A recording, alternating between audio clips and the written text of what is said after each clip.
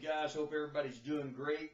Remember the hat? I got my boy cap, so this is a skills to improve skills video.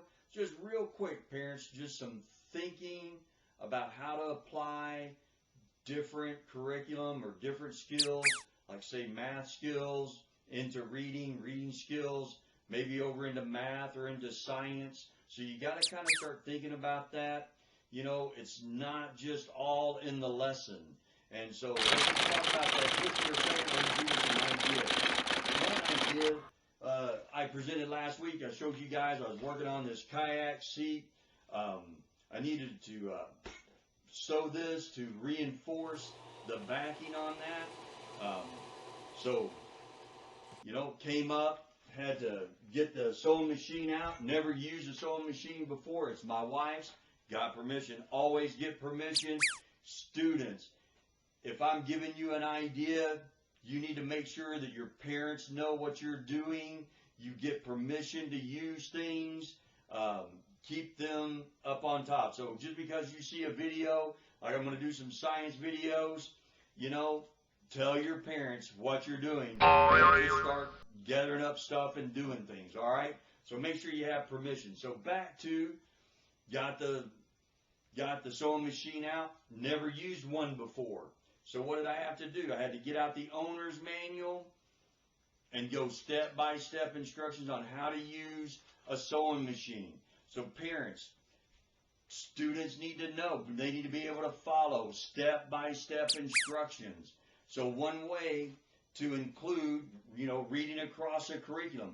You're picking up a new hobby, something that needs to be done. You know, get out the owner's manual, find out how to use it, follow the instructions step by step.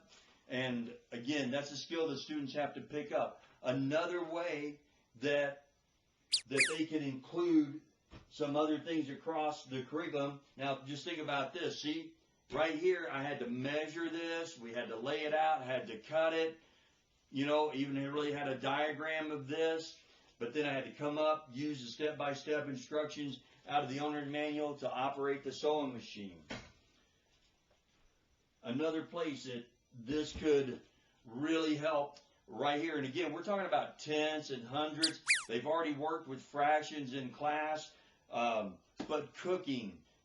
Guys, we're all together. We might as well get in the kitchen, learn how to cook, follow recipes. Don't cook like I cook, just, you know, putting this in there and thinking, okay, this is good.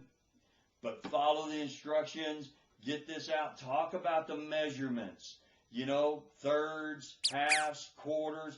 Let them really see what that means, all right? And again, reading across a curriculum, following step-by-step instructions, including math into this. For my students, if you're doing something like this, like our science things are going to be coming up, or you're in the kitchen and you're cooking and you're applying that, or your parents and you are working on a project, guys, take pictures of those projects. Take pictures of you working. If you can, you could even take a small video and put it in a video and post that into our class notebook. I created a sharing tab in the class notebook. I don't think anybody's gone there to put one thing in there except for myself. I share the students' work in there. I don't know if anybody's even seen it or not. Guys, start using that class notebook to connect. All right? So you can post those things in there, because I know as teachers, we're doing these lesson plans and we want you getting that stuff accomplished, but learning takes place all the time. Another place, or another thing you use, so I'm a cook. I love to cook.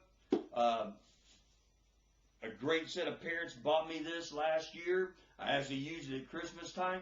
But learn about your hobby. Learn about what you're doing. So get in there and research some things. Again, a skill that they've got to use. Researching. Step-by-step instructions. It's going to be great. My wife's taking up calligraphy. Step-by-step instructions. And she's already putting it to use. I'm building things and I'm making things. So guys, let's get out there and let's make it real. This is skills that we've got to have for life. So my wife's learned calligraphy. Now she's putting it to use. She's made our great sign over here, Long's Learning Channel.